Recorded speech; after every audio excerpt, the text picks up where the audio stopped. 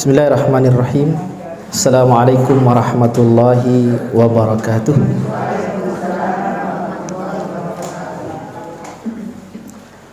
Alhamdulillahi ala ihsanih wa syukru lahu ala taufiqihi wa amtinanih wa asyhadu an la ilaha illallah wahdahu la syarika lahu ta'ziman li sya'nih wa asyhadu anna Muhammadan abduhu wa rasuluhu ad-da'i ila ridwanih sallallahu alaihi wa ala alihi wa ashabihi wa ikhwanih wa ba'd. Qala Allah jalla wa ala, a'udzu billahi minasyaitonir rajim. Ya ayyuhalladzina amanu taqullaha haqqa tuqatih wa la tamutunna illa wa antum muslimun. Wa qala Nabi sallallahu alaihi wa alihi wasallam, fa inna khairal kalami kalamullah wa khairal hadi hadi Muhammadin sallallahu alaihi wa alihi wasallam. Syarrul umuri muhdatsatuha wa kullu muhdatsatin bid'ah wa kullu bid'atin dhalalah wa kullu dhalalatin finnar. Rabbi syrah li sadri wa yassir li amri wahlul 'uqdatam min lisani yafqahu qawli. Amma ba'd. Ummahat rahimakumullah, puji dan syukur untuk mengawali aktivitas kita pada hari ini. Semoga apa yang kita kerjakan di hari ini senantiasa dalam ridha Allah Subhanahu wa taala. Kita berharap Allah selalu mencurahkan rahmat dan kasih sayangnya kepada kita dalam kehidupan ini. Dan kita berharap Allah Subhanahu wa taala senantiasa menjaga dan melindungi kita dari segala macam keburukan, dari segala macam penyakit. Dan kita berharap semoga Allah Subhanahu wa taala senantiasa mengokohkan langkah kita untuk terus berada di atas jalan kebaikan hingga ajal menjemput kita. Salawat beriring salam semoga selalu tercurah kepada suri teladan kehidupan kita, Nabi Muhammad sallallahu alaihi wasallam. Semoga kita bisa mencintai beliau dengan sebenar-benarnya cinta. Dan semoga dengan cinta itu Allah Subhanahu wa taala berkenan menyatukan dan mengumpulkan kita bersama dengan baginda Rasulullah sallallahu alaihi wasallam di dalam surganya yang penuh dengan kenikmatan. Ayoul ummahat rahimakumullah, alhamdulillah, izinkan kami pada kesempatan ini untuk memperkenalkan diri terlebih dahulu, karena posisi kami sebenarnya saat ini sebagai pengganti saja, ya. Ban serep ya, ban serep ya. SPD Pak, spesialis pengganti dadakan. Tadi 2 jam yang lalu Ustaz Muhammad Syar'i menghubungi kami, jadi minta tolong sekali. Jadi kalau hanya minta tolong banget mungkin saya belum siap, tapi karena minta tolong banget, akhirnya dengan segala keterbatasan ya saya menyanggupi, karena tidak enak menolak, karena beliau adalah guru saya, beliau adalah guru kami di Pondok Bambu, membimbing dan mengarahkan kami terhadap ilmu agama, ya.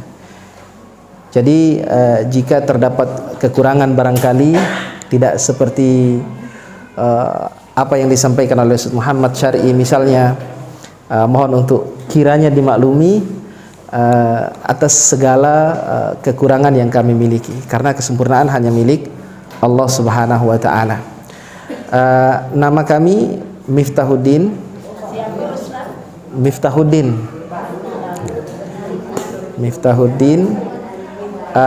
Alamat di Pondok Bambu dekat rumah Ustaz Muhammad Syar'i juga, ya.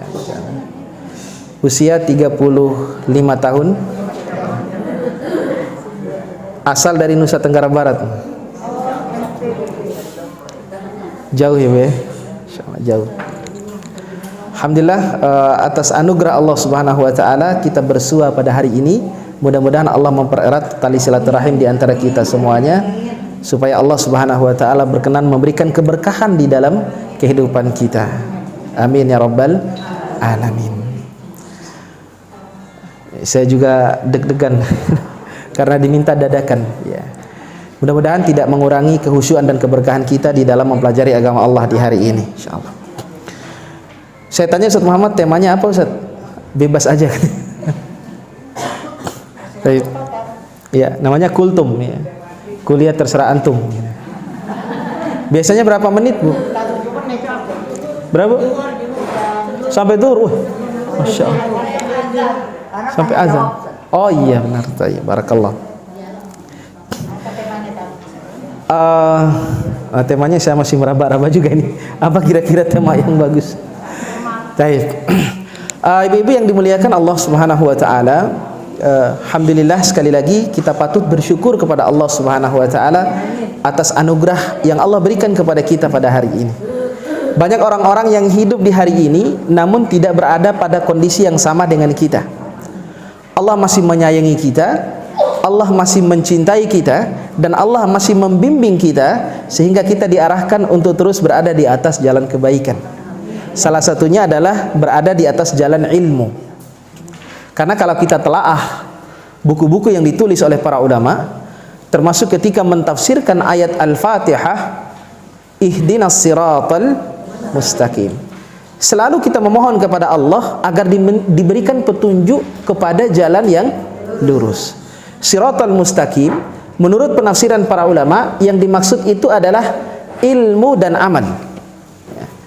Maka siapa yang dikehendaki Allah berada di atas jalan yang lurus, maka Allah berikan tuntunan kepadanya untuk terus berada di atas jalan ilmu, berada di dalam majelis ilmu, dan tidak hanya mengumpulkan wawasan, tapi ilmu itu adalah sesuatu yang harus diamalkan. Karena ilmu itu bukan sesuatu yang independen. Ilmu itu akan bermanfaat jika ilmu itu kita amalkan dan kita dakwahkan. Ya. Sedikit ilmu yang kita peroleh tapi bisa kita amalkan dalam kehidupan kita, itu lebih baik daripada pengetahuan yang banyak tapi tidak bisa kita amalkan dalam kehidupan kita. Ini yang paling penting. Jadi ihdinas siratal mustaqim, jalan yang lurus itu adalah jalan ilmu dan amal. Maka pada ayat yang berikutnya Allah menjelaskan dua golongan yang menyimpang dari jalan yang lurus.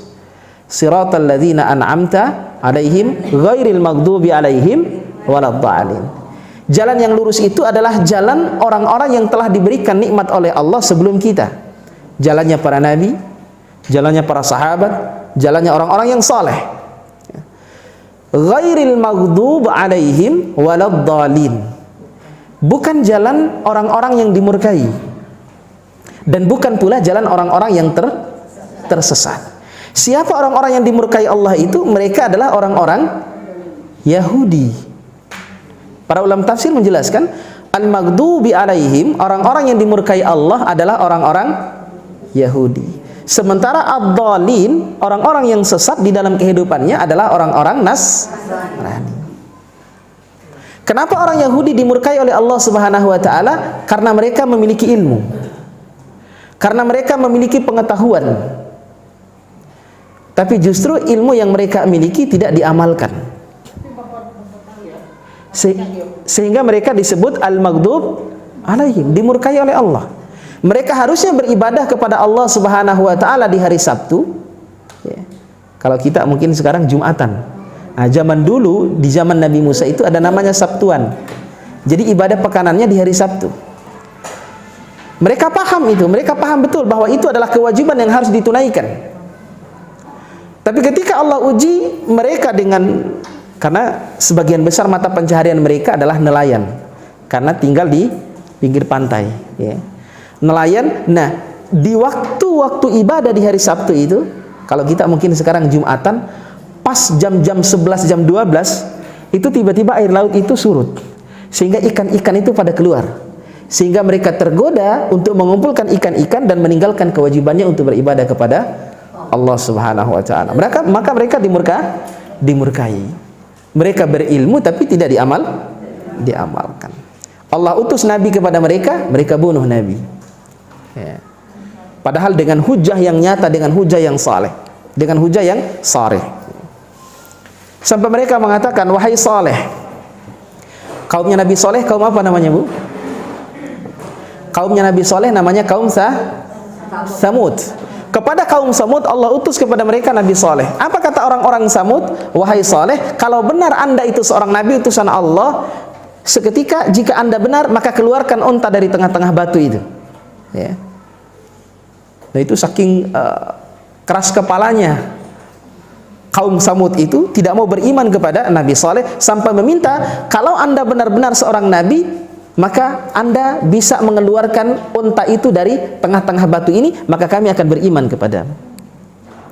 Apa yang terjadi? Allah memberikan mukjizat kepada Nabi Saleh, tiba-tiba di tengah batu itu keluar unta, keluar sapi, ya, bukan unta ya, keluar sapi betina yang dalam keadaan hamil. Ya. Tapi mereka tidak beriman juga, justru mereka bunuh itu. Itulah keras kepalanya orang-orang kaum Samud, padahal sudah diutus kepada mereka. Ya. Kenapa Allah menyatakan orang-orang Nasrani itu dhalin, sesat? Karena mereka beramal, mereka beribadah, tapi tidak atas dasar ilmu.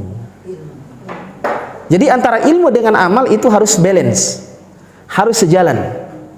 Itulah yang disebut dengan siratal mustaqim, ilmu dan amal. Kenapa orang Yahudi melenceng dari siratal mustaqim? Karena mereka berilmu tapi tidak beramal. Orang Nasrani kenapa mereka keluar dari siratal mustaqim? Karena mereka beramal tapi tidak didasari dengan ilmu.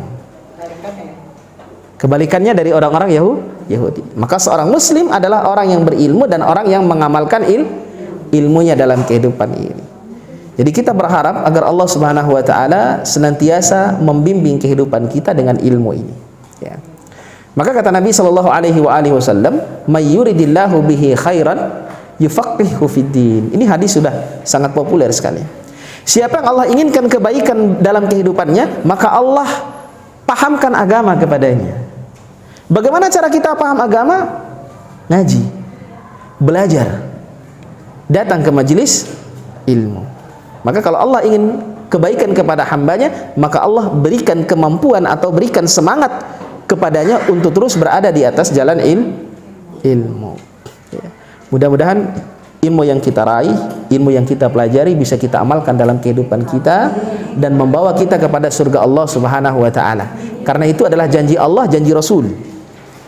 Man salaka tariqan yaltamisu fihi ilma, sahalallahu lahu bihi tariqan ilal jannah. Kata Nabi, siapa yang menempuh jalan untuk menuntut ilmu, mempelajari agama Allah Subhanahu wa taala walau satu ayat, meskipun hanya satu poin, sahalallahu lahu bihi tariqan ilal jannah, maka Rasul berjanji Allah akan memberikan kemudahan baginya jalan menuju surga. Jadi salah satu cara termudah untuk menggapai jalan menuju surga itu adalah talabul ilm. Ya, mudah-mudahan Allah berikan keberkahan kepada kita semuanya. Dan kebaikan yang kita kerjakan dalam kehidupan kita, kita datang ke sini, kita belajar agama Allah Subhanahu wa taala, ini sebuah kebaikan. Ini sebuah amal soleh. Ya. Dan amal soleh itu fungsinya adalah untuk menghapus dosa. Setiap amal soleh yang kita kerjakan itu berfungsi sebagai penghapus dosa. Ya. Maka Imam Ibnul Qayyim Al-Jauziyah dalam kitabnya yang fenomenal itu, Madarijus Salikin, ya, beliau menjelaskan bahwa bagi orang-orang yang berbuat dosa di dalam kehidupannya, Allah Subhanahu wa taala menyiapkan 3 sungai baginya di dunia untuk membersihkan dirinya dari dosa. Fali ahli dzunub lahu salasatu anharin 'idham yatatahharuna biha fid dunya. Fa in lam tafi bi tuhurihim tuhiru fi nahril jahim yaumal qiyamah. Kalau 3 sungai ini tidak mampu membersihkan dosanya selama hidupnya di dunia, maka Allah akan membersihkan dosanya di sungai yang keempat nanti di hari kiamat, yaitu di dalam neraka jahannam. Ya.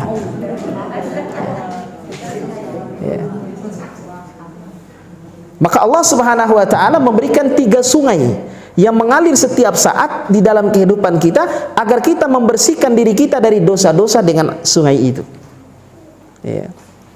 Kalau tidak, ya Allah harus membersihkan dosanya nanti di hari kemudian. Bagi orang-orang yang beriman, maka mereka akan dibersihkan dosanya di dalam neraka jahanam dalam kurun waktu tertentu, lalu diangkat oleh Allah dengan rahmat dan ampunannya dan dimasukkan ke dalam surga Allah Subhanahu wa taala.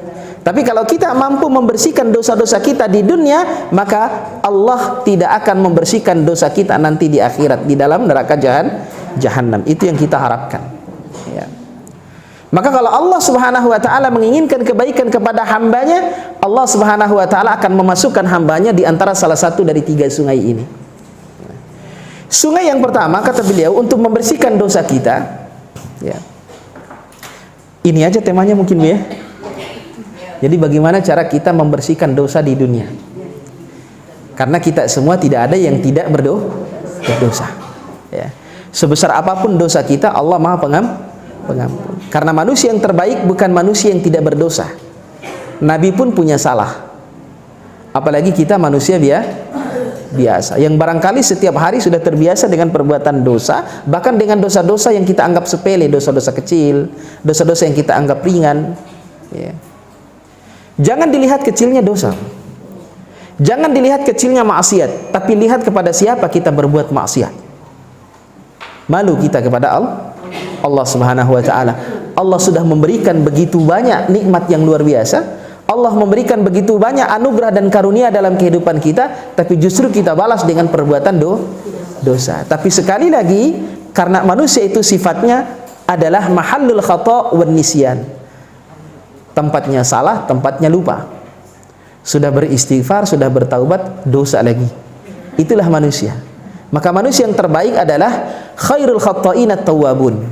Orang-orang yang berbuat salah, lalu setelah itu dia bertaubat kepada Allah Subhanahu wa taala. Ya. Maka sungai yang pertama untuk membersihkan dosa kita di dunia adalah nahrut taubatin nasuh, yaitu sungai taubatan nasuha. Ya. Karena taubat itu fungsinya adalah untuk menghapus dosa. Ya. Sebesar apapun dosa yang kita kerjakan dalam kehidupan kita, Allah pasti ampuni selama kita mau memohon ampun kepada Allah. Tidak ada dosa yang tidak diampuni oleh Allah selama kita bertaubat. Hatta dosa syirik, dosa yang paling besar, yang pelakunya kekal di neraka kalau tidak bertaubat. Tapi jika kita bertaubat sebelum kita wafat, maka Allah akan hapus dosa-dosa itu. Karena Allah adalah Ghafurur Rahim, Maha Pengampun, Maha Penyayang. Allah tidak menyebut dirinya Ghafir, tapi Allah menyebut zatnya sebagai zat yang Ghafur. Kalau Ghafir itu mengampuni sekali, 2 kali. Orang datang kepada kita minta maaf, kita maafkan. Itu namanya Ghafir. Orang datang kedua kali, tadi orang sudah minta maaf, dia ulangi lagi kesalahannya kepada kita, dia datang lagi minta maaf, mungkin masih kita maafkan. Itu namanya Ghafir. Orang datang ketiga kali dengan dosa yang sama, melakukan kesalahan yang sama kepada kita, datang meminta maaf, mungkin kita sudah mulai agak keberatan untuk memaafkan. Nanti paling diulang lagi, ini itu. Itu namanya Ghafir. Tapi kalau Allah Subhanahu wa taala Ghafur. Seberapa sering pun kau melakukan dosa kepada Allah, selama engkau datang kepada Allah untuk memohon ampun, untuk meminta maaf, maka Allah ampuni. Maka di dalam hadis qudsi, Nabi sallallahu alaihi wasallam bersabda, hadis yang diriwayatkan oleh Imam Muslim. Kata Allah Subhanahu wa taala, "Aznaba 'abdi dzamban, fa'alima anna lahu rabban yaghfiru dzamba wa ya'khudhu bidzamb." Hambaku berbuat dosa kepadaku, tapi dia tahu bahwa aku adalah zat yang maha mengampuni dosa, dan dia tahu bahwa aku adalah zat yang bisa menghukum orang-orang yang berbuat dosa jika dia tidak memohon ampun. Lalu setelah itu dia memohon ampun kepadaku, kata Allah Subhanahu wa taala. Apa kata Allah? Aku ampuni dia. Fa'aznaba. Kemudian setelah dia memohon ampun kepada Allah, setelah dia bertaubat kepada Allah Subhanahu wa taala, di kesempatan yang berikutnya dia kembali mengulangi perbuatan dosa yang sama. Padahal tadi sudah bertaubat. Fa'alima anna lahu rabban yaghfiru dzamba wa ya'khudhu bidzamb. Namun sekali lagi dia tahu bahwa dia memiliki Tuhan, bahwa dia memiliki Allah yang maha mengampuni dosa. Lalu dia kembali datang untuk memohon ampun kepada Allah yang kedua kalinya dengan dosa yang sama. Apa kata Allah? Aku ampuni lagi dia. Setelah Allah ampuni dia, kemudian dia kembali terjatuh pada perbuatan dosa yang sama. Ini dosa yang sama, Bu. Tadi sudah 2 kali dia bertaubat kepada Allah, yang ketiga kali dia kembali melakukan perbuatan dosa yang sama. Ya namanya manusia. Kemudian dia datang kepada Allah yang ketiga kalinya untuk beristighfar dan bertaubat kepada Allah atas dosa-dosanya dengan taubatan nasuha. Allah ampuni tidak? Ampuni, yakin? Yakin, harus yakin. Karena Allah Ghafur. Begitu seterusnya.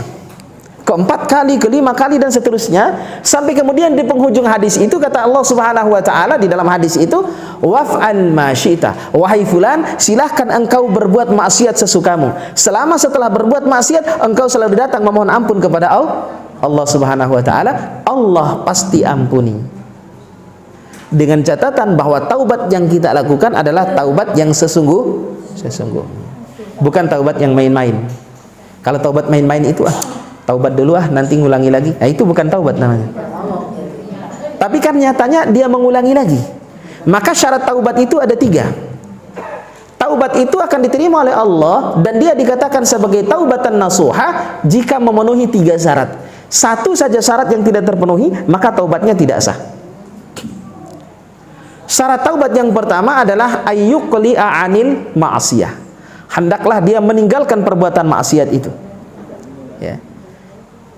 Kalau sudah taubat tapi masih doyan, itu bukan taubat namanya. Taubat sambal atau tomat, taubat maksiat. Namanya orang yang bertaubat itu harus meninggalkan perbuatan dosa itu. Ya. Jadi meninggalkan dosa. Yang kedua syarat taubat itu adalah ayyandama ala fi'liha, menyesali perbuatan dosa. Yang pertama meninggalkan, yang kedua menyesali. Karena inti daripada taubat itu adalah menyesali. Kemudian yang ketiga, ayya'azima an la ya'uda ilaiha abada. Ini yang paling penting. Dia berazam, azam itu artinya niat atau tekad. Dia memiliki tekad yang kuat di dalam hatinya untuk tidak kembali melakukan perbuatan dosa di masa yang akan datang. Ya, jadi berniat untuk tidak mengulangi perbuatan dosa di masa yang akan datang. Tapi bagaimana jika dosa itu terulang? Karena sekali lagi kita manusia, ya. Bagaimana jika dosa itu terus dilakukan secara berulang-ulang padahal kita telah bertaubat kepada Allah Subhanahu wa taala, taubat terus kepada Allah. Dosa taubat lagi, dosa lagi, taubat lagi. Allah Ghafur, selalu menerima taubat hambanya. Ya. Yang penting poinnya adalah azamnya, tekadnya. Jadi ada tekad di dalam hati, ada niat yang bulat dan niat yang kuat di dalam hati untuk tidak mengulanginya di masa yang akan datang.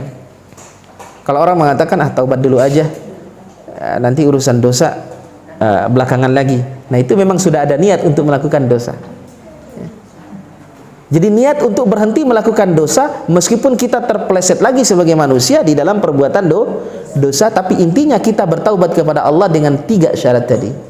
Meninggalkan perbuatan dosa itu, menyesali perbuatan dosa, kemudian yang ketiga bertekad atau niat yang kuat di dalam hati untuk tidak mengulanginya di masa yang akan datang. Kalau kita mengulangi lagi bagaimana? Taubat lagi. Allah akan ampuni dosa kita. Allah selalu menerima taubat hambanya. Karena Allah adalah Tawwab.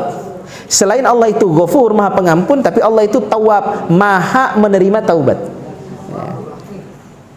Tawwabur Rahim, Maha menerima taubat dengan kasih sayang Allah Subhanahu wa taala. Maka orang-orang yang bertaubat itu taubatnya akan diterima oleh Allah Subhanahu wa taala. Tidak hanya diterima oleh Allah Subhanahu wa taala taubatnya, tapi Allah akan mencintai orang-orang yang bertaubat. Innallaha yuhibbut tawwabina wa yuhibbul mutatahhirin. Surat 2 ayat 222. Al-Baqarah ayat 222. Sungguh Allah mencintai orang-orang yang bertaubat.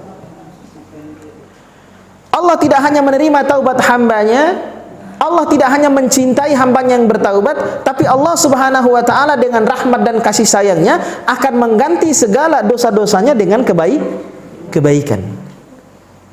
Illa man taba wa amana wa amila amalan salihah fa ulaika yubaddilullahu sayyi'atihim hasanat. Surah Al-Furqan ayat 70. mengganti keburukannya dengan kebaikan. Allah mengganti dosanya dengan pahala, dengan syarat dia bertaubat. Illa man taba, kecuali bagi orang-orang yang bertaubat setelah dia berbuat dosa, wa amana, lalu dia terus berada di atas keimanannya, wa amila salihah, dan terus beramal saleh, faulaika yubaddilullahu sayyiatihim hasanat, mereka itulah orang-orang yang keburukannya akan diganti oleh Allah Subhanahu wa taala dengan kebaikan. Ya. Karena seberapapun besarnya kemurkaan Allah kepada hambanya, tetap kasih sayang Allah lebih besar. Inna rahmati ghalabat ghadabi. Kata Nabi dalam hadis qudsi, Allah berfirman, sungguh rahmat dan kasih sayangku mengalahkan kemurkaanku. Ya. Jadi Allah itu adalah Ghafurur Rahim, Allah itu adalah Tawwabur Rahim, yang maha mengampuni, yang maha menerima taubat hambanya. Maka Allah itu senang ketika melihat hambanya bertaubat, melebihi senangnya seseorang yang hidup kembali setelah dia hampir mati. Sebagaimana digambarkan oleh Nabi SAW dalam hadis riwayat Muslim, sungguh Allah Subhanahu wa taala itu sangat senang melihat hambanya yang bertaubat, melebihi senangnya seseorang yang kehilangan tumpangan beserta dengan perbekalannya di dalam melakukan sebuah perjalanan. Ada orang yang naik onta melakukan sebuah perjalanan. Kalau zaman dulu mungkin onta, kalau zaman sekarang mungkin kita nggak pakai onta, pakai Toyota. Zaman sudah berubah. Ada orang yang membawa kendaraan sedang menempuh perjalanan di tengah gurun yang sangat luas, tidak ada kehidupan di situ. Lalu dia beristirahat di tengah perjalanannya itu karena capek, kemudian dia beristirahat sampai dia tertidur. Ketika dia terbangun dari tidurnya, rupanya di hadapannya sudah tidak ada lagi kendaraan beserta dengan perbekalan yang dia bawa. Nggak tahu entah hilang kemana itu. Ontanya tiba-tiba nggak ada di hadapannya, dia nengok ke kanan dan ke kiri, nggak ada. Perbekalannya sudah dibawa. Bagaimana gentingnya situasi yang dia rasakan pada saat itu. Akhirnya dia pasrah, tinggal menunggu datangnya kematian. Di tengah gurun pasir yang luas, tidak ada makanan, tidak ada minum, tidak ada orang yang bisa dimintai tolong. Bayangkan bagaimana gentingnya keadaan itu. Sampai kemudian dia pasrah menunggu datangnya kematian. Karena saking pasrahnya dia kembali terlelap, dia tertidur. Ketika dia bangun kembali dari tidurnya, tiba-tiba dia dapati di hadapannya sudah datang kembali ontanya beserta dengan perbekalannya. Bisa dibayangkan betapa bahagianya orang seperti ini, orang yang mendapati kembali kehidupannya setelah dia hampir mati. Tiba-tiba datang kembali onta itu di hadapannya beserta dengan perbekalannya. Lalu dia ambil tali kekang onta itu, dia berterima kasih kepada Allah, saking senangnya sampai dia salah di dalam berterima kasih. Apa kata dia? Allahumma anta abdi wa ana rabbuk. Terima kasih ya Allah, sungguh engkau adalah hambaku dan aku adalah Tuhanmu. Min syiddatil farah, karena saking senangnya, saking bahagianya sampai terbalik ucapannya. Nah, Allah itu lebih senang dibandingkan dengan senangnya orang yang dalam keadaan seperti ini. Walillahil masalul a'la. Tentu Allah tidak bisa dianalogikan dengan apapun. Allah ingin memberikan informasi kepada kita bahwa Allah itu senang dengan hambanya yang bertaubat kepada Allah. Ya.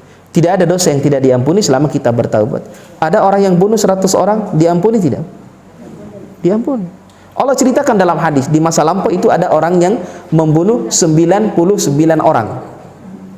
Udah kayak Asmaul Husna itu. Dia bunuh 99 orang, lalu dia bertanya kepada seorang ahli ibadah. Dia datang kepada seorang rahib. Rahib itu seorang yang ibadah di gereja, pendeta. Ya, orang Nasrani tadi, yang ibadahnya rajin, ibadahnya hebat, tapi tidak didasarkan dengan ilmu, sehingga dia tersesat.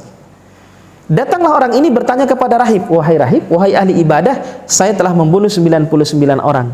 Masih adakah pintu taubat yang terbuka untuk saya? Apa kata dia? Gak ada. Ya. Dia menjawab tidak berdasarkan dengan ilmu, karena dia taunya ibadah, taunya bertapa semedi, tidak tahu ilmu. Akhirnya salah jawab. Nah, orang itu akhirnya kesal, dibunuh pula orang ini. pendetanya. Lengkap sudah jadi 100. Akhirnya kemudian dia datang kepada seorang alim, ahli ibadah yang alim, seorang muslim. Kalau sekarang kita mungkin datang ke ustadz, kiai, ulama. Dia bertanya, saya telah membunuh 100 orang. Tadi saya sudah bertanya kepada orang sebelumnya, dia bilang sudah nggak bisa taubat, saya bunuh pula dia. Ya. Bukan ngancam, bukan. Ya. Masih adakah pintu taubat untuk saya? Apa jawaban orang yang berilmu itu? Apa kata dia? Sungguh tidak ada yang menghalangi Allah Subhanahu wa ta'ala dengan taubat hambanya. Allah maha menerima taubat hambanya. Selamatlah dia, nggak dibunuh. Karena memang jawabannya dengan ilmu. Jadi hati-hati kalau menjawab tanpa ilmu, bisa melayang nyawanya. Tapi dengan syarat, jika Anda benar-benar ingin bertaubat kepada Allah Subhanahu wa taala, intaliq ila ardin kadza wa kadza fa inna biha unasa ya'budunallah fa'budillaha ma'ahum. Syaratnya kamu harus hijrah. Kamu harus datang ke tempat ini, harus datang ke negeri ini, ya. Karena di sana terdapat orang-orang yang menyembah Allah Subhanahu wa taala, ikutlah bersama dengan mereka untuk menyembah Allah. Jadi kalau kita mau bertaubat itu hijrah ke tempat yang lebih baik. Wala tarji' ila ardika fa innaha ardusu. Jangan sekali-kali kamu kembali ke kampung halamanmu semula, karena di sana sumber kriminal. Orang bunuh orang di sana, orang zina di sana, orang mabuk-mabukan di sana, orang merampok di sana. Jangan kembali ke sana. Kalau Anda ingin benar-benar berhijrah kembali kepada Allah, memperbaiki kehidupanmu, maka tinggalkan tempatmu semula, datang ke tempat yang lebih baik. Untuk membantu kita supaya istiqomah di atas jalan hijrah, istiqomah di atas taubat kita. Qadarullah, di tengah perjalanan Allah Subhanahu wa taala takdirkan dia wafat. Belum sampai ke tempat yang dituju, Allah takdirkan dia wafat. Ya. Padahal dia sudah jalan dari Pondok Bambu ke Matraman, di Kampung Melayu tiba-tiba dia wafat. Ya. Ya. Tiba-tiba dia wafat di tengah jalan. Maka kata Nabi SAW di dalam hadis itu, fakhtasomat malaikatur rahmah wa malaikatul azab. Apa yang terjadi? Dua malaikat berselisih. Yang satu malaikat rahmat, yang satu malaikat azab. Rebutan orang ini. Kata malaikat rahmat, aku berhak membawanya. Karena dia sudah bertaubat kepada Allah, maka dia berhak mendapatkan ampunan Allah Subhanahu wa taala dan berhak dimasukkan ke dalam surga. Kata malaikat azab, oh nggak bisa. Aku yang berhak membawanya. Innahu lam ya'mal khairan qattun. Karena dia belum melakukan kebaikan sekalipun. Baru berniat untuk bertaubat, dia bahkan belum melakukan satu kebaikan pun. Maka apa yang terjadi? Allah Subhanahu wa taala mengutus satu malaikat yang lain untuk menjadi hakim. Hakim itu artinya pengadil. Yang menghukumi dengan adil, itu namanya hakim. Hakim itu dari bahasa Arab. Hakim itu artinya pengadil. Maka kalau ada hakim yang tidak adil, itu bukan hakim namanya. Kalau ada hakim yang berat sebelah, itu bukan hakim namanya. Kalau ada hakim yang mudah disuap, itu bukan hakim namanya. Karena hakim dalam bahasa Arab itu adalah orang yang adil dan bijaksana, tidak bijak sini. Bijaksana aja. Kemudian malaikat mengatakan, begini saja, daripada kalian rebutan, ukur jarak antara keduanya. Qayyisu ma bainal ardain fa ila ayatihi makana adna fa huwa lahu. Ukur jarak yang sudah dia tempuh dan jarak yang akan dia tuju. Mana yang lebih dekat dengannya, maka dia berhak untuk membawanya.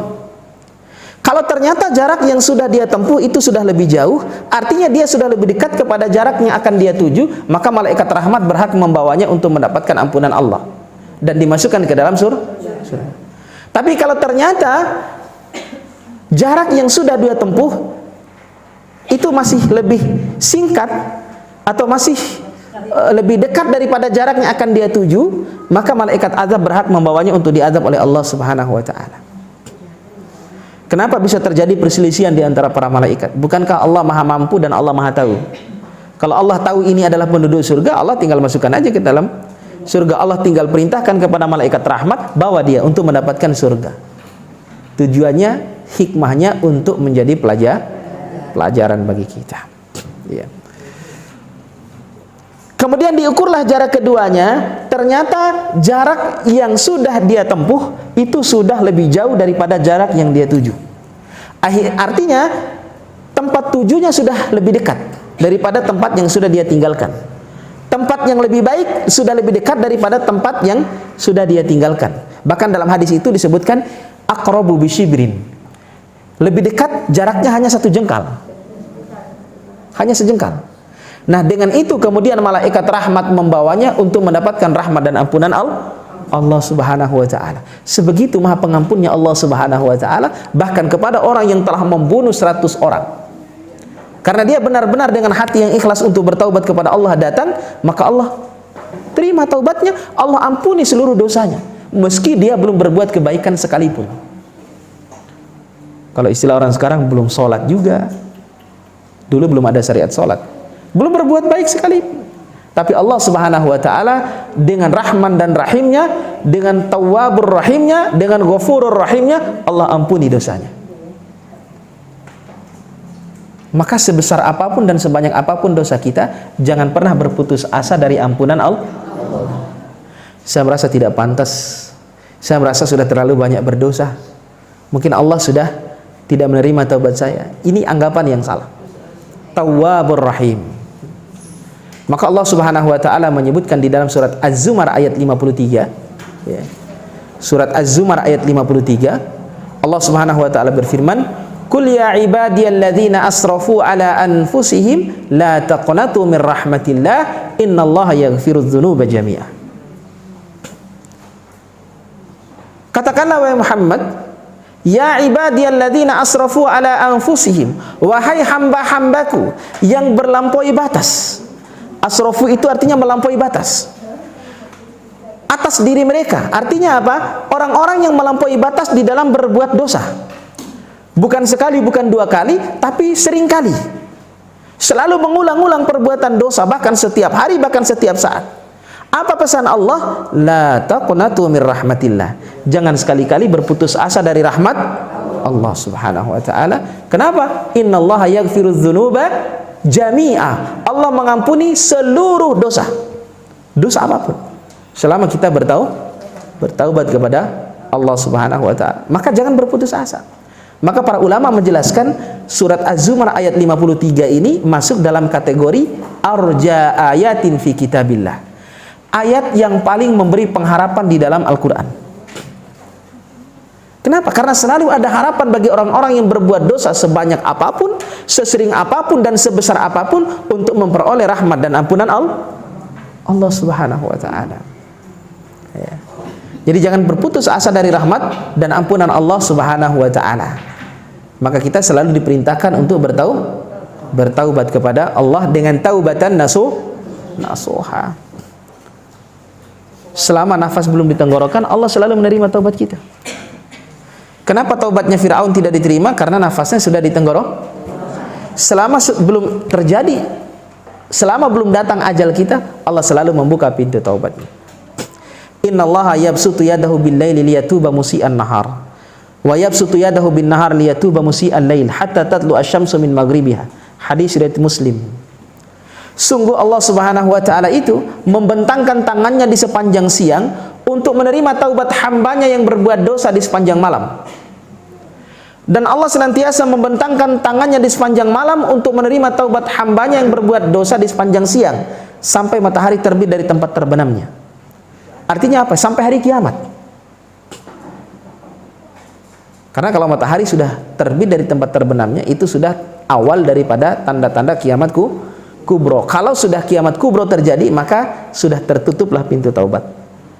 Tertutupnya pintu taubat itu ada 2. Yang pertama adalah ketika nafas sudah berada di tenggorokan. Itu tergantung ajal masing-masing kita.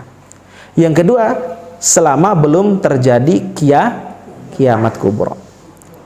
Innallaha yaqbalu taubatal abdi ma lam yughargir. Kata Nabi, sungguh Allah senantiasa menerima taubat hambanya selama nafasnya belum berada di tenggorokan. Jadi selama itu kita berbuat dosa sebesar apapun dan kita bertaubat kepada Allah, Allah ampuni dosa kita.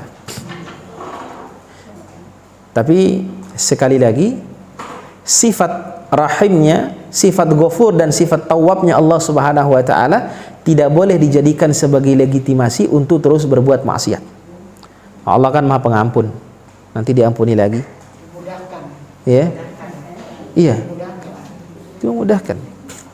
Jadi tidak boleh dijadikan sebagai alasan untuk terus berbuat maksiat. Maka Ibnul Qayyim Al-Jauziyah rahimahullah taala beliau mengatakan, orang yang bodoh, kata beliau, itu adalah orang yang tahu bahwa Allah itu Maha Pengampun, tapi itu dia jadikan sebagai alasan untuk terus berbuat dosa.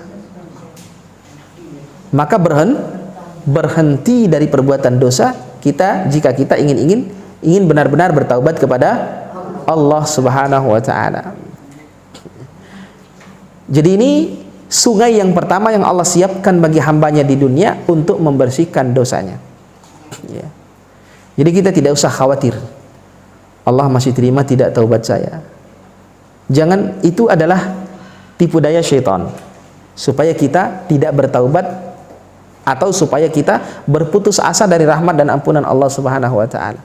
Tidak boleh kita punya pikiran seperti itu. Kita bersyukur ketika Allah masih memberikan kemauan dan kesadaran kepada kita untuk bertaubat. Ya. Itu sungai yang pertama. Kemudian sungai untuk membersihkan dosa kita di dunia yang kedua, kata beliau adalah nahrul hasanat al-mustaghriqah lil auzaril muhitati biha. Yaitu sungai amal kebajikan. Ya. Sungai amal saleh. Amal saleh yang dapat melenyapkan kesalahan-kesalahan yang kita kerjakan. Jadi jika ingin kita membersihkan dosa kita di dunia, yang pertama adalah dengan bertaubat dengan taubatan nasuha, yang kedua adalah dengan beramal saleh. Kenapa? Karena Allah berfirman di dalam surat Hud ayat 114, innal hasanat yudhhibunas sayyi'at. Karena sungguh kebaikan-kebaikan itu akan menghapus dosa-dosa. Datang kita ke majelis ilmu, itu kebaikan atau tidak? Kebaikan, dan itu akan menjadi penghapus dosa. Karena setiap kebaikan itu akan menjadi penghapus dosa. Sebagaimana yang Allah Subhanahu wa taala sampaikan di dalam Al-Qur'an. Maka di dalam banyak hadis Nabi Shallallahu Alaihi Wasallam menjelaskan bahwa kebaikan-kebaikan yang kecil sekalipun yang kita kerjakan itu jangan pernah disepelekan, karena bisa menghapus dosa. Maka kata Nabi SAW, la tahqiranna minal ma'rufi syai'a walau antalqa akhaka biwajhin talib. Kata Nabi dalam hadis riwayat Imam Tirmidzi, jangan sekali-kali meremehkan kebaikan sekecil apapun. Ya. Maaf, hadis riwayat Imam Muslim. Kata Nabi SAW, jangan pernah meremehkan kebaikan sekecil apapun. Kalau itu baik, tidak ada yang sia-sia di mata Allah. Faman ya'mal mithqala dzarratin khairan yarah, ada balasannya. Meskipun hanya sekedar tersenyum ketika kita bertemu dengan saudara kita. Senyum saja, itu kebaikan. Ikhlas senyumnya. Jangan senyum pahit, senyum manis. Karena kata Nabi dalam hadis riwayat Imam Tirmidzi, tabassumuka liwajhi akhika laka shadaqah. Senyummu di hadapan wajah saudaramu itu bernilai sedekah. Jadi senyum itu sedekah. Jadi sekecil apapun kebaikan jangan diremehkan, karena selalu ada nilainya di mata Allah Subhanahu wa taala. Kemudian juga Nabi SAW mengatakan di dalam hadisnya riwayat Imam Bukhari, apabila imam mengucapkan sami Allahu liman hamidah di dalam salat, maka makmum mengucapkan doa Rabbana walakal hamd atau Allahumma Rabbana lakal hamd, atau doa-doa yang semisal yang diajarkan oleh Nabi SAW. Ketika i'tidal, bangun dari ruku, baca doa itu, jangan diremehkan. Fa innahu man wafaqa qawluhu qaulal malaika ghufira lahu ma taqaddama min dzambi. Karena siapa yang doanya sama dengan doa yang diucapkan oleh malaikat, maka Allah ampuni dosa-dosanya yang telah lalu. Bahkan ada yang lebih simpel. Apabila imam membaca waladdallin, maka kewajiban mengucapkan Fa innahu man wafaqa ta'minuhu ta'minal malaikah ghufira lahu ma taqaddama min dzambi. Hadisnya juga riwayat Imam Bukhari. Karena siapa yang aminnya sesuai dengan aminnya malaikat, maka akan diampuni dosa-dosa yang telah lalu. Hanya mengucapkan amin. Tapi itu menjadi penghapus dosa. Ya. Jadi jangan dilihat kecilnya amal saleh, tapi luar biasa kebaikan yang Allah berikan kepada hambanya. Maka Allah Subhanahu wa ta'ala itu punya nama Ghafurun Syakur. Di dalam surah Fatir ayat 34, Allah menyebut dirinya dengan innahu ghafurun syakur. Jadi di ayat itu diceritakan, mulai ayat 32 dalam surat Fatir itu ada tiga tingkatan orang-orang yang beriman. 3 tingkatan ahli tauhid. Yang pertama zalimun li nafsih, yang kedua muqtasid, yang ketiga sabiqun bil khairat biiznillah. Ada orang yang ahli maksiat tapi dia tetap orang yang beriman. Doyan maksiat, sering melakukan apa yang dilarang dan sering meninggalkan kewajiban. Kemudian ada yang muqtasid, pertengahan. Kebaikan dan keburukannya seimbang. Ya. Dia gemar melakukan yang wajib-wajib tapi tidak dengan yang sunnah. Dia juga meninggalkan yang haram-haram tapi tidak dengan yang makruh. Nah, ada tingkatan yang paling tinggi dalam surat Fatir ayat 32 itu. Tingkatannya adalah sabiqum bil khairat. Orang-orang yang berlomba-lomba di dalam kebaikan. Surat Fatir ayat 32 ya. Tingkatan orang yang beriman ada 3. Yang pertama zalimun li nafsi, orang yang zalim terhadap dirinya sendiri. Maksiatnya lebih banyak daripada amal salehnya. Yang kedua muqtasid, pertengahan, seimbang. Yang ketiga sabiqum bil khairat. Sabiqum bil khairat, orang yang bersegera berlomba-lomba mengerjakan kebaikan. Ya. Semuanya akan masuk ke dalam surga, tapi dengan cara yang berbeda-beda. Maka pada ayat yang ke-33-nya Allah menyampaikan jannatu adnin yadkhulunaha. Mereka semua akan masuk surga. Jadi Allah tidak menyebut yadkhuluha, artinya yang masuk surga hanya satu saja, yang sabiqum bil khairat, tidak. Tapi semua ketiga-tiganya meskipun dia ahli maksiat, dia tetap akan masuk surga. Meskipun dia di neraka dulu, tapi dia tidak kekal. Kenapa? Karena masih ada iman. Nah, orang-orang yang terakhir yang dimasukkan ke dalam surga, kelompok yang zalimun li nafsi yang pertama, itu adalah orang-orang yang masuk surga tapi melalui hisab yang berat. Dihisab dulu dengan hisab yang berat, lalu dosanya dibersihkan dulu di dalam neraka jahanam. Tentu kita tidak ingin berada pada posisi ini. 1 detik pun tentu kita tidak ingin berada di dalam neraka jahanam. Ya. Apalagi 1 hari di neraka jahanam sama dengan 1000 tahun di dunia hitungannya. Ya. Kemudian kelompok yang kedua, yang pertengahan, itu mereka dihisab dulu, tapi hisabnya mudah, hisabnya ringan, lalu dimasukkan ke dalam surga. Adapun kelompok yang ketiga, sabiqum bil khairat, yang berlomba-lomba di dalam kebaikan, segera beramal saleh, melaksanakan yang wajib-wajib dan yang sunnah-sunnah, meninggalkan yang haram dan yang makruh-makruh, yadkhulunal jannata bighairi hisab wala azab. Kata Nabi, mereka itu akan masuk surga tanpa hisab dan tanpa azab. Ini yang kita inginkan tentunya. Insyaallah, amin ya rabbal alamin. Nah, orang-orang yang diangkat oleh Allah Subhanahu wa taala dari neraka lalu dimasukkan ke dalam surga dengan rahmat dan ampunannya, berarti kelompok yang pertama, yang zalim terhadap diri mereka sendiri tadi, ahli maksiat. Karena mereka masih punya iman meskipun sebesar biji sawi, mereka tidak kekal di neraka, diangkat dari neraka dan dimasukkan ke dalam surga. Maka mereka berterima kasih kepada Allah pada ayat yang ke-34-nya dalam surat Fatir itu. Apa kata mereka? Alhamdulillahilladzi adhaba 'annal hazan. Segala puji bagi Allah Subhanahu wa taala. Alhamdulillah itu ucapan terima kasih. Terima kasih ya Allah karena Engkau telah menghilangkan segala kesengsaraan dari kami. Sengsara selama berada di dalam neraka. Setelah diangkat dari neraka, bersih dosanya, dimasukkan ke dalam surga dengan rahmat dan ampunan Allah, lalu dia berterima kasih kepada Allah. Terima kasih ya Allah, Engkau telah menghilangkan kesengsaraan kami selama di neraka. Inna rabbana la ghafurun syakur. Sungguh Tuhan kami adalah zat yang maha ghafur. Ghafur artinya apa tadi? Maha mengampuni. Tidak hanya mengampuni sekali dua kali, tapi maha mengampuni. Sebesar apapun, sesering apapun kita berbuat dosa, Allah selalu mengampuni selama kita bertaubat. Yang kedua, syakur. Allah itu maha bersyukur. Kan harusnya yang bersyukur itu kita, harusnya yang berterima kasih itu kita. Kita yang berterima kasih kepada Allah. Kenapa? Allah sudah kasih kita hidup,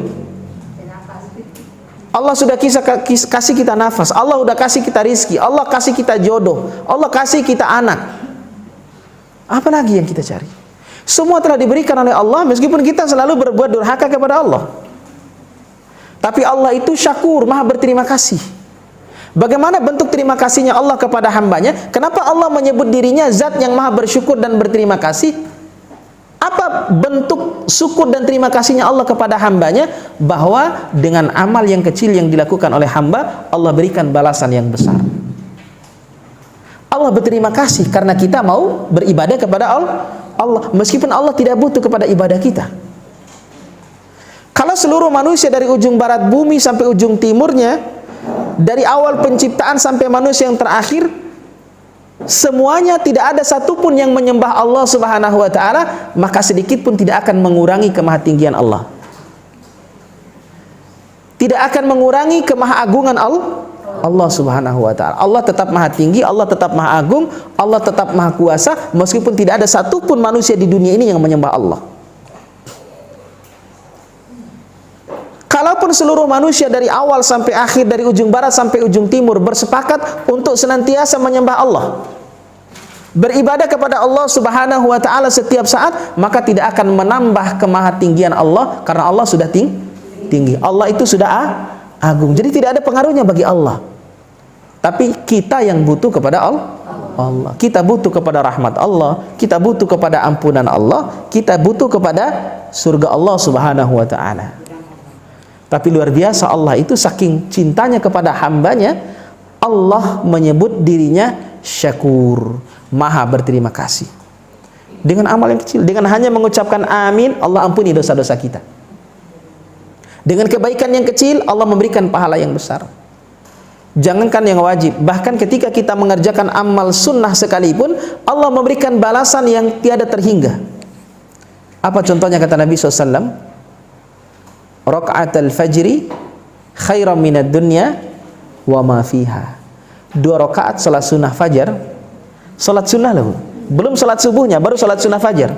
Salat antara azan dan iqamah pada salat subuh, itu namanya salat sunnah fajar. 2 rakaat salat sunnah fajar yang kita kerjakan, itu nilainya kata Allah, kata Nabi SAW, lebih besar daripada dunia dan seisinya.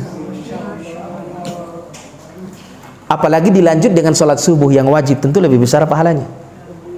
Duduk sebentar sambil zikir, sambil baca Quran, ketika matahari sudah agak tinggi, sholat syuruk. Sunnah lagi 2 rakaat.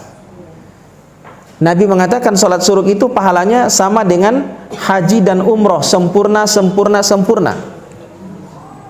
Tidak perlu keluar biaya, tidak perlu makan waktu banyak, kita sudah dapat pahala haji dan umroh dengan sholat sunnah. Apalagi mengerjakan yang wajib. 1 butir yang kita keluarkan di jalan Allah Subhanahu wa ta'ala untuk bersedekah, Allah balas berapa, Bu?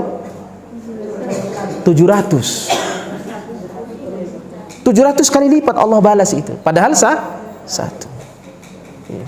Itulah maha bersyukurnya Allah, maha berterima kasihnya Allah kepada hambanya, bahwa dengan kita melakukan kebaikan-kebaikan, Allah jadikan kebaikan-kebaikan itu sebagai sungai yang dapat membersihkan dosa kita dari kesalahan-kesalahan. Banyak hadisnya, diantaranya Nabi menyebutkan as-salawatul khams, salat yang 5 waktu, dari subuh ke zuhur, zuhur ke asar, asar ke maghrib, maghrib ke isya, isya ke subuh lagi. Kemudian wal jum'atu ilal jum'ah, dari satu Jumat ke Jumat yang berikutnya. Wa ramadhanu ila ramadhan, dari Ramadan yang satu ke Ramadan yang berikutnya. Mukaffiratun ma bainahunna. Apa kata Nabi? Itu akan menjadi penghapus dosa di antara keduanya. Amal soleh dapat menghapus dosa.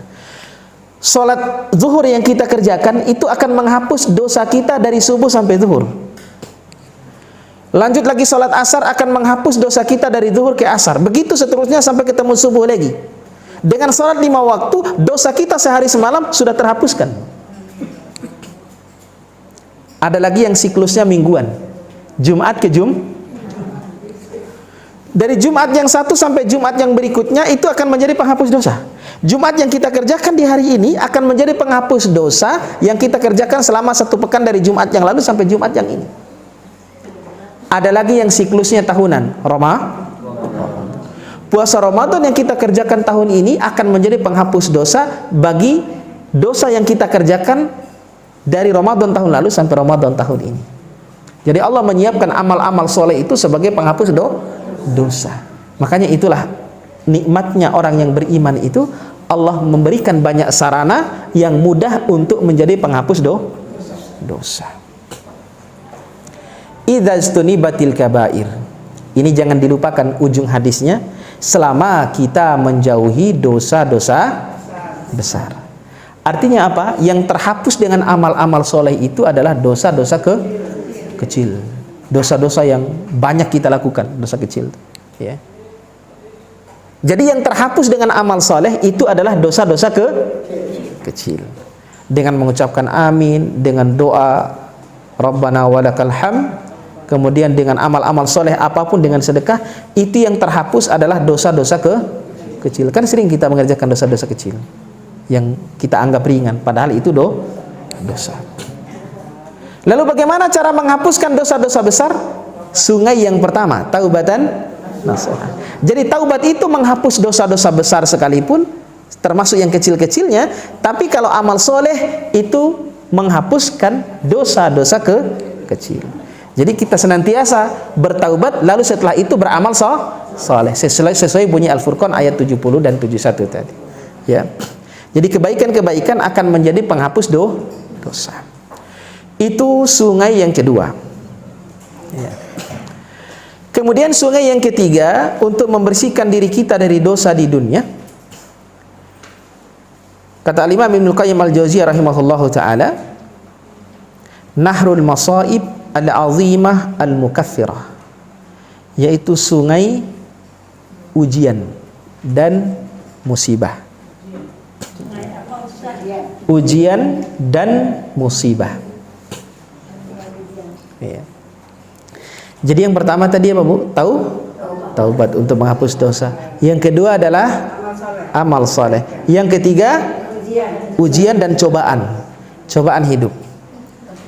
Maka ujian yang diterima oleh orang-orang yang beriman itu akan menjadi penghapus dosa.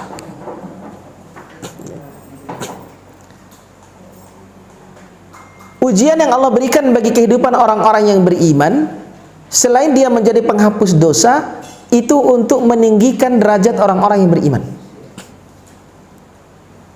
Ya. Jadi fungsi musibah, ujian itu jika kita hadapi dengan sabar, maka akan menjadi penghapus dosa. Silih berganti ujian yang kita hadapi dalam kehidupan kita sampai bersih dosa kita. Jika kita masih mendapati ujian yang berikutnya, maka fungsinya adalah tidak lagi menjadi penghapus dosa jika dosa kita sudah terhapus semua, tapi fungsinya adalah untuk meninggikan derajat. Makanya ahlul musibah di surga itu memperoleh surga yang lebih tinggi daripada ahlul afiyah. Orang-orang yang dalam hidupnya selalu mendapati cobaan, selalu mendapati ujian dari Allah Subhanahu wa taala, lalu dia hadapi dengan bersabar dan husnudzon kepada Allah, maka Allah masukkan dia ke surga yang tinggi. Sampai penduduk surga yang di bawahnya itu meminta kepada Allah Subhanahu wa taala surga yang ditempati oleh ahlul musibah. Sementara orang yang hidupnya ujiannya sekali-sekali saja, tapi dia beriman dan masuk surga, maka mereka iri dengan tingkatan surga yang diperoleh oleh ahlul musibah. Ujiannya sakit, meninggal dunia, kurangnya rizki, miskin dan seterusnya, tapi dia mampu hadapi dengan bersabar. Sehingga penduduk surga yang berada di bawahnya meminta kepada Allah, ya Allah, hidupkan kembali kami ke dunia. Minta dihidupkan kembali ke dunia, padahal sudah di surga. Padahal kita kan pengen cepat-cepat mati asal masuk Saya kalau udah pasti masuk surga, hari ini juga pengen. Apalagi yang kita tunggu di dunia. Ya. Umumnya di dalam Al-Quran, Allah banyak menceritakan tentang orang-orang yang meminta kepada Allah untuk dihidupkan kembali ke dunia. Tapi itu adalah ahli neraka, bukan ahli surga. Kalau ini ahli surga, maka di dalam banyak ayat Al-Quran, di antaranya di dalam surat Al-Mu'minun ayat 99 ayat 100. Kemudian juga di dalam surat Fatir ayat 37. Ya, di bawah ayat yang kita bahas tentang 3 tingkatan orang beriman tadi. Juga di dalam surat Al-Jum'ah ayat 12 contohnya. Itu contoh-contoh saja. Allah menggambarkan bagaimana orang-orang yang diazab oleh Allah di dalam neraka itu meminta dihidupkan kembali ke dunia untuk apa, Bu? Beramal soleh. Surat Al-Munafikun ayat 11 juga demikian, meminta hidup kembali ke dunia supaya bisa bersedekah. Jadi meminta kembali ke dunia untuk beramal soleh dan tidak pernah dikabulkan. Jadi yang meminta dihidupkan kembali ke dunia itu sebenarnya ahli neraka, karena mereka sudah merasakan ayat azab api neraka jahanam itu. Maka dalam Al-Jum'ah ayat 12 itu Allah menyebutkan, walau tara idzil mujrimuna nakisu ru'usihim 'inda rabbihim rabbana absarna wa sami'na farji'na na'mal salihan inna muqinun. Ketika engkau menyaksikan orang-orang yang berbuat dosa menundukkan kepalanya di hadapan Allah dalam keadaan hina di dalam neraka, lalu mereka mengatakan rabbana absarna wa sami'na, ya Allah, sungguh kami telah melihat dan kami telah mendengar. Apa yang dilihatnya, Bu? Apa yang dilihatnya? Siksa. Apa yang didengarnya? Azab. Kami sudah melihat dengan mata kepala kami sendiri, kami sudah mendengar dengan telinga kami betapa dahsyatnya azab-Mu ya Allah. Farji'na, maka kami mohon ya Allah, hidupkan kembali kami ke dunia. Na'mal salihan, kami pasti akan beramal saleh. Itu namanya penyesalan. Ya, namanya penyesalan itu mesti datanya di akhir. Kalau di awal namanya muqaddimah. Baru menyesal setelah diazab oleh Allah. Tapi ketika mereka hidup, mereka lalai, mereka tidak yakin dengan surga neraka, mereka durhaka kepada Allah. Begitu Allah azab dia, baru dia rasakan dan dia meminta kembali ke dunia. Sehari saja untuk beramal soleh, sehari saja supaya menjadi orang yang beriman. Nggak pernah dikabulkan. Karena Allah tahu, kalaupun dikabulkan, mereka akan kembali kufur lagi. Al-An'am ayat 28. Walau ruddu la'adu limanuhu anhu wa innahum lakadzibun. Kalau seandainya Allah kembalikan mereka ke dunia, mereka akan berbuat lagi. Mereka adalah orang-orang yang pandai bersilat lidah. Itu hanya alasan saja. Maka tidak akan pernah dikembalikan. Kalau ajal sudah datang, ya sudah tidak mungkin dikembalikan lagi ke dunia. Nah, itu umumnya di dalam Al-Quran Allah banyak bercerita tentang ahli neraka yang meminta dikembalikan ke dunia. Tapi Nabi menceritakan di dalam hadis ini justru ahli surga. Padahal sudah di surga, Bu, tempat yang kita idam-idamkan. Kita itu istilahnya, ibaratnya asal terhindar dari neraka, asal masuk surga, nggak perlu yang paling tinggi lah. Meskipun kalau kita berdoa minta surga itu minta yang tinggi sekalian, nggak boleh minta yang salah-salah. Itu kata Nabi. Fa idza sa'altumullah fas'aluhul firdaus fa innaha a'la darajatil jannah. Kalau memohon kepada Allah, mintalah surga Firdaus. Karena itu adalah surga yang paling tinggi. Nggak boleh kita berdoa, ya Allah masukkan aku ke dalam surga meskipun di terasnya aja, nggak boleh. Nggak boleh. Ya. Tapi kita ingin menggambarkan bahwa betapa tempat dimanapun yang ada di dalam surga itu adalah tempat terindah dan ternikmat. Sangat berbeda dengan kenikmatan apapun yang kita raih di dunia. Sudah berada di surga tapi meminta dihidupkan kembali ke dunia. Bukan lagi supaya diberikan hidup enak, bukan. Apa katanya? Ya Allah, hidupkan kembali ke dunia, lalu setelah itu berikan kami ujian yang berat, supaya kami bisa memperoleh surga yang setinggi ini. Saking irinya dengan surganya ahlul musibah yang berada di atas mereka, sampai mereka meminta kembali kepada Allah agar dihidupkan ke dunia. Ketika dihidupkan ke dunia, berikan kami ujian yang berat dan kami akan sabar menghadapinya, karena kami sudah menyaksikan betapa mulianya orang-orang yang mampu menghadapi ujian dengan baik. Tinggi surganya, ya, luar biasa ahlul musibah itu, ya. Maka musibah itu akan menjadi penghapus dosa. Tergantung bagaimana sikap kita. Ada orang yang ngedumel, Ada orang yang jengkel ketika musibah, ketika sakit ada orang yang suka maki-maki. Nah, itu tidak memperoleh pahala yang dijanjikan oleh Allah dan Rasulnya. Tidak akan menghapus dosanya, justru akan menambah dosa. Maka orang yang menghadapi musibah itu ada 4 keadaan, ya. Ada 4 sikap manusia di dalam menghadapi musibah, ya. Yang pertama adalah orang yang berkeluh kesah, ayatasakhat. Kata Syekh Utsaimin dalam Syarah Riyadhus Shalihin, yang pertama adalah orang yang berkeluh kesah, dongkol, jengkel, marah, suudzon kepada Allah. Kadang-kadang kan kita suka begitu, sebagian. Dan ini sikap orang-orang kafir. Kalau orang beriman selalu berhusnudzon kepada Allah. Kadang-kadang sebagian manusia itu begitu. Ketika diuji oleh Allah Subhanahu wa taala, kita beranggapan, aduh, jangan-jangan Allah tidak sayang kepada saya. Datang ujian lagi, kok ujian bertubi-tubi, silih berganti datang dalam kehidupan kita. Apa Allah benar-benar sudah tidak sayang mungkin sama kita? Terbalik, Bu. Justru begitulah cara Allah ingin menunjukkan kasih sayangnya kepada hambanya. Begitu cara Allah ingin menunjukkan cintanya kepada hambanya, ya. Jadi kalau Allah ingin menunjukkan bahwa Allah itu sayang kepada hambanya, bukan dikasih materi yang banyak, Bu. Bukan dikasih hidup yang enak, bukan dikasih jabatan yang tinggi, promosi jabatan lah, bukan. Tapi kalau Allah ingin menunjukkan kasih sayangnya kepada hambanya, Allah kasih ujian, ya.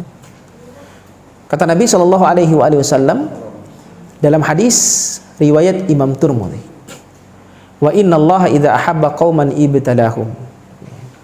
Itu potongan hadisnya. Sungguh Allah Subhanahu wa taala kalau mencintai hambanya, maka Allah akan uji hambanya. Jadi ujian itu adalah tanda cinta, bukan tanda marah, bukan tanda murka, bukan. Tapi itu tanda cinta dan kasih sayang Allah. Faman radiya falahur ridha wa man sakhita falahus sukhut. Siapa yang ridho menerima ujian, maka Allah ridho kepadanya. Siapa yang marah ketika menerima ujian, Allah marah kepadanya.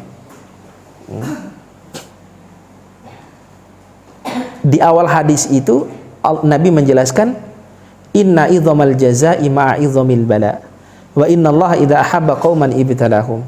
Sungguh besarnya pahala yang akan kita peroleh sesuai dengan besarnya ujian yang kita hadapi. Dan sungguh jika Allah cinta kepada hambanya, Allah beri dia ujian. Jadi bukan dikasih hidup enak.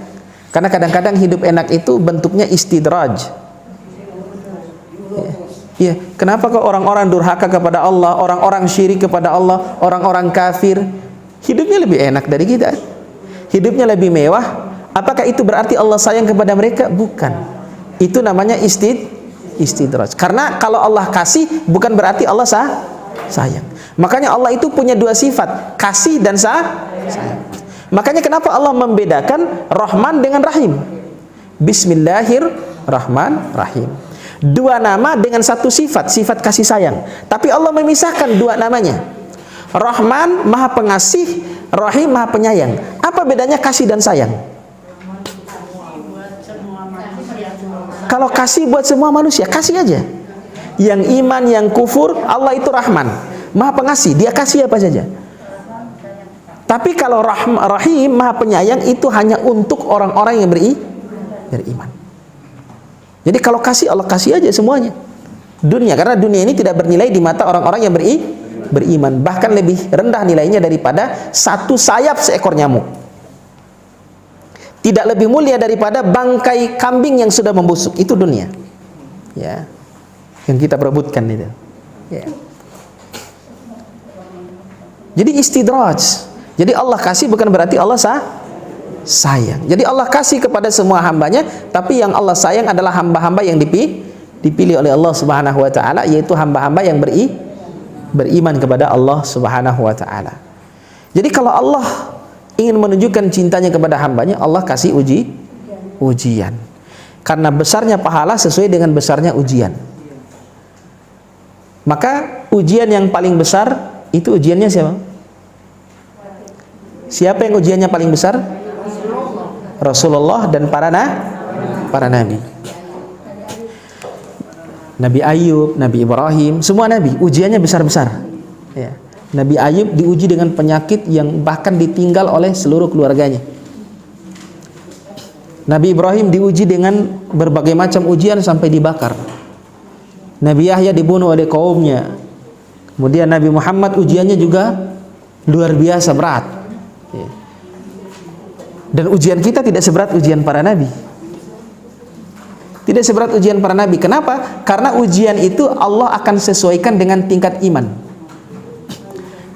Jadi ada iman, ada ujian, ada pahala. Semakin tinggi iman, semakin besar ujian, semakin banyak pahala. Itu korelasinya. Karena kata Nabi SAW,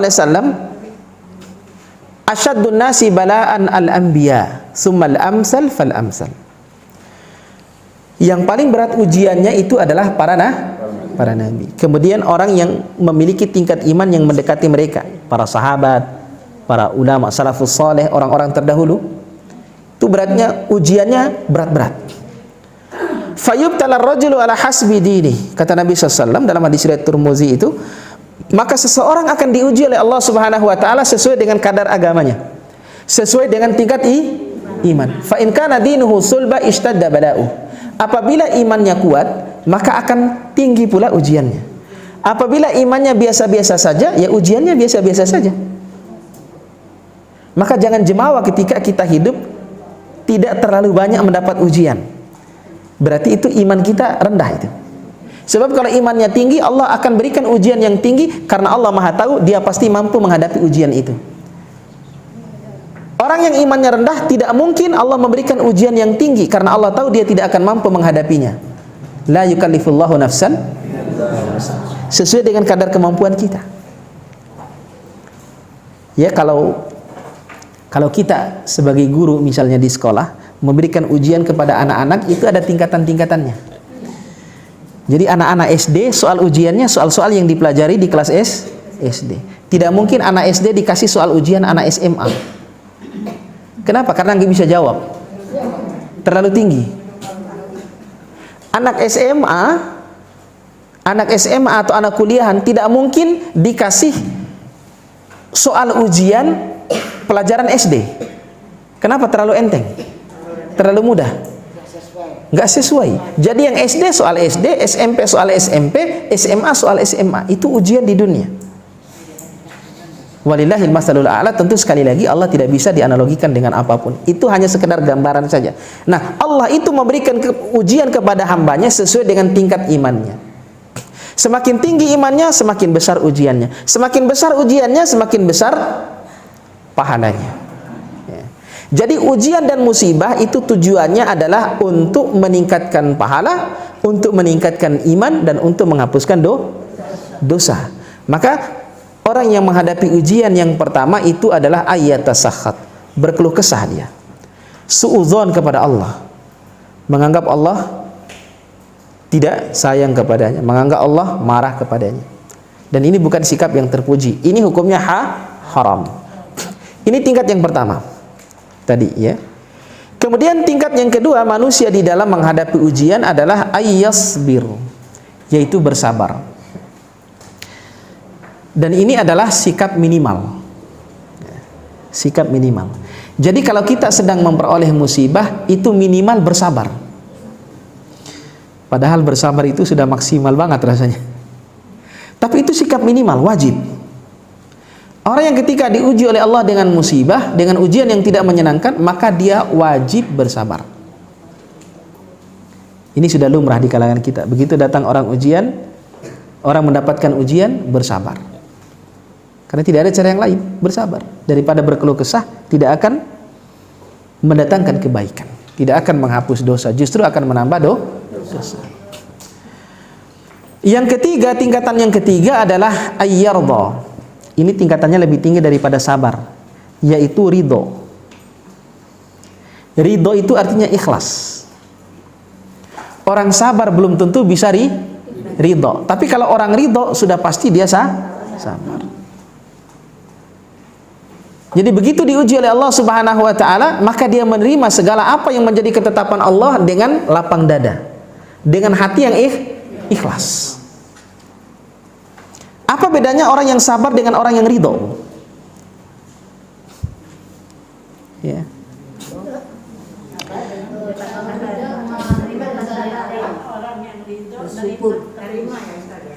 Nerima. Ya. Ya. Sabar dengan sebenarnya gampang. Sabar itu anak Pak Ujang, ridho anaknya Roma Irama. Ridho itu ikhlas. Orang yang sabar ketika menghadapi musibah itu dia merasa berat ketika dia menghadapi musibah, tapi karena dia merasa harus bersabar, karena dia memiliki iman, maka dia bersabar. Dan dia sebenarnya tidak ingin musibah itu ada. Tapi ketika musibah itu datang, maka dia berusaha untuk bersabar. Ini minimal. Berbeda dengan orang yang ridho, adanya musibah maupun tidak adanya musibah, tidak ada masalah baginya. Dia tetap bisa menerima apapun yang menjadi ketetapan Allah. Rizkinya berkurang, usahanya jatuh, rugi, sakit dan seterusnya, maka dia menerima itu dengan ridho, karena dia tahu bahwa itu sudah menjadi ketetapan Allah dan dia tahu Allah menyiapkan yang terbaik baginya di surga. Itu tingkatan yang ketiga. Tingkatan yang keempat yang paling tinggi itu adalah ayyashkur, bersyukur. Kok bersyukur, Ustaz? Musibah kok bersyukur? Nah, itu sulit dalam nalar orang biasa, itu sulit. Maka orang-orang yang memiliki tingkat iman yang tinggi bisa bersyukur. Kenapa kita bersyukur dengan musibah? Karena musibah dapat menghapus dosa. Kalau dosa kita terhapus berarti bersyukur. Tapi itu asing di kalangan kita. Biasanya kalau ada orang musibah itu kan sabar. Begitu suami kita meninggal misalnya, yang sabar ya Bu ya. Kan biasanya begitu. Coba sekali-sekali Ibu yang syukur ya Bu ya. Syukurin ya Bu ya, gitu. Pak. Ditempelin gitu. Padahal syukur itu tingkat tertinggi. Dulu ada seorang ulama salaf namanya Muttarrif bin Abdullah. Beliau punya beberapa orang anak. Anak pertamanya namanya Abdullah, anak yang sangat dicintainya, soleh. Muttarrif itu orang yang zuhud, pakaiannya biasa aja. Jarang mandi, jarang pakai parfum, tapi ibadahnya hebat. Namanya orang zuhud, ahli ibadah. Ketika dia diuji oleh Allah Subhanahu wa taala, anaknya yang pertama meninggal, Abdullah. Tiba-tiba di hari itu dia mandi, dia sisir rambut dengan rapi, dia pakai parfum yang paling wangi, dan dia pakai baju yang paling bagus. Rekan-rekannya yang datang takziah itu bingung. Ini orang nggak benar, nggak beres nih orang. Seperti orang yang senang, padahal dia sedang berduka. Tapi dia datang dengan muka yang senyum seperti orang yang senang. Kemudian sahabat-sahabatnya bertanya, "Wahai Muttarrif, kenapa Anda aneh? Bukankah hari ini Anda harus berduka karena putra kesayangan Anda dipanggil oleh Allah Subhanahu wa taala? Kenapa engkau berpenampilan seperti ini?" Seperti orang yang sedang melaksanakan hari raya. Kan hari raya kan kita rapi, udah bangun subuh-subuh, pakai parfum. Seperti orang yang sedang merayakan hari raya. Apa kata Muttarrif bin Abdullah? Iya, hari ini saya sedang merayakan hari raya terbesar di dalam kehidupanku. Kenapa? Karena dengan musibah yang Allah berikan kepadaku, maka aku memperoleh 3 kebaikan yang Allah janjikan. Baca di dalam surat Al-Baqarah. Lalu beliau menyampaikan surat Al-Baqarah, alladzina idza asabatuhum musibah qalu inna lillahi wa inna ilaihi raji'un. Apa janjinya bagi orang-orang yang ridho di dalam menerima musibah itu? Ulaika alaihim shalawatum min rabbihim wa rahmah wa ulaika humul muhtadun. Ada 3 kebaikan yang Allah janjikan kepada saya dengan musibah ini. Yang pertama, salawat dari Allah. Salawat di sini bermakna ampunan. Yang kedua, rahmat dan kasih sayang Allah. Yang ketiga, muhtadun. Mereka itulah orang-orang yang mendapatkan petunjuk di dunia dan di akhirat. Siapa yang memperoleh petunjuk, tidak ada seorang pun yang bisa menyesatkannya. Selama saya terus memperoleh 3 kebaikan ini, memperoleh ampunan, memperoleh rahmat, dan memperoleh petunjuk dari Allah Subhanahu wa taala, saya rela apapun yang saya miliki, bahkan diri saya diambil oleh Allah Subhanahu wa taala, dan saya ikhlas. Sampai demikian bersyukurnya. Ya. Makanya acara takziahnya syukuran. Gitu. Gitu. Kita janji Allah yang menerima musibah tadi. Ya. Yang pertama dapat pengampunan. Yang kedua rahmat. Rahmat dan kasih sayang Allah. Ulaika alaihim salawatu mir rabbihim wa rahmah wa ulaika hum. Yang ketiga petunjuk. Al-Baqarah ayat berapa itu saya lupa ayatnya. 155 mungkin kalau tidak salah, sekitar itu ya. Setelah ayat innalillahi wa inna ilaihi raji'un. Jadi makanya bersyukur. Jadi ini 4 tingkatan manusia di dalam menerima musibah. Yang pertama, tidak memperoleh kebaikan. Karena dia berkeluh kesah, dia marah, dia suudzon kepada Allah. Yang kedua, ketiga dan keempat, dia memperoleh kebaikan, memperoleh pengampunan dosa dan memperoleh derajat yang tinggi di sisi Allah Subhanahu wa taala. Jadi sejatinya musibah-musibah dan ujian yang kita peroleh dalam kehidupan kita itu menjadi penggugur dosa. Maka Nabi SAW mengatakan dalam hadis riwayat Imam Muslim, itulah yang menjadikan hidupnya orang-orang yang beriman itu sungguh sangat inspiratif. Inspiring. Hidupnya orang-orang yang beriman itu penuh dengan motivasi, penuh dengan hal-hal yang menakjubkan. Ajaban li amril mu'min inna amrahu kullahu lahu khair wa laisa dzalika li ahadin illa lil mu'min. Kata Nabi SAW, sungguh mengagumkan kehidupan orang-orang yang beriman. Sungguh indah kehidupan orang-orang yang beriman itu. Kenapa? Karena setiap apa yang dia hadapi di dalam kehidupannya, yang baik maupun yang buruk, itu dia selalu hadapi dengan sikap yang baik. Dan itu tidak akan diperoleh kecuali bagi orang-orang yang beriman. In asabahu sarra syakara fakana khairallah. Ketika Allah uji kehidupannya dengan kebaikan, maka dia bersyukur. Ketika Allah uji dia dengan keburukan, sabara, dia bersabar. Dan itulah yang terbaik. Maka kata para ulama, syukur itu adalah separuh agama. Separuhnya lagi adalah sabar. Karena keadaan hidup manusia antara baik dengan buruk. Sekali lagi, mindset yang harus kita perbaiki, pola pikir yang harus kita perbaiki, bahwa ujian itu tidak hanya berupa musibah. Ujian itu bahkan berupa nikmat. Ujian itu berupa nikmat. Maka Allah Subhanahu wa taala berfirman di dalam Al-Qur'an, "Wa nabluukum bisyarri wal khairi fitnah wa ilaina turja'un." Kami akan menguji kalian dengan 2 bentuk ujian. Yang pertama adalah asyar. Syar itu artinya keburukan. Sesuatu yang tidak disenangi oleh umumnya manusia dalam kehidupannya. Meskipun bagi orang-orang yang beriman, di balik sesuatu yang tidak disenanginya itu terdapat hikmah yang besar yang Allah siapkan baginya kalau dia mampu hadapi dengan baik. Ujian yang kedua al-khair. Apa artinya al-khair? Kebaikan. Sehat, nikmat, panjang umur, materi yang banyak duitnya, banyak teman, itu semuanya adalah ujian. Sejauh mana kita mampu menghadapinya dengan bersyukur. Nah, ujian yang berupa musibah, ujian yang berupa bencana, berupa sakit dan seterusnya, sejauh mana kita mampu menghadapinya dengan bersabar.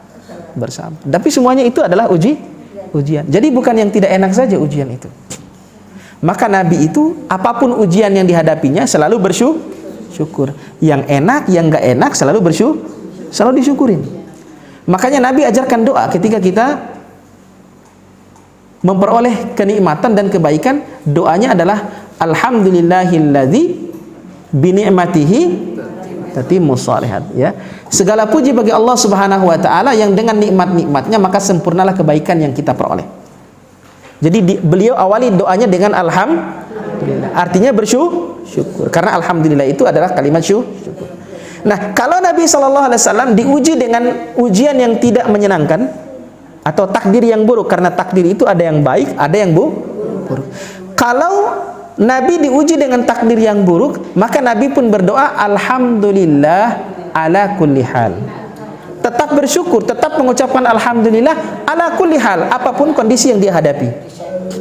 Jadi selalu bersyukur, ya. Meskipun sebenarnya kata para ulama termasuk Syekh Utsaimin rahimahullahu taala, takdir itu sebenarnya tidak ada yang buruk. Takdir itu sebenarnya tidak ada yang buruk. Kenapa dia menjadi buruk? Karena dianggap buruk oleh orang yang menerima takdir. Kalau takdir yang buruk, takdir yang tidak kita sukai, kita bisa menghadapi dengan baik, maka itu menjadi kebaikan. Makanya sekali lagi orang yang beriman itu hidupnya sungguh menakjubkan. Selalu mampu menghadapi takdir Allah Subhanahu wa taala dengan sikap yang terbaik.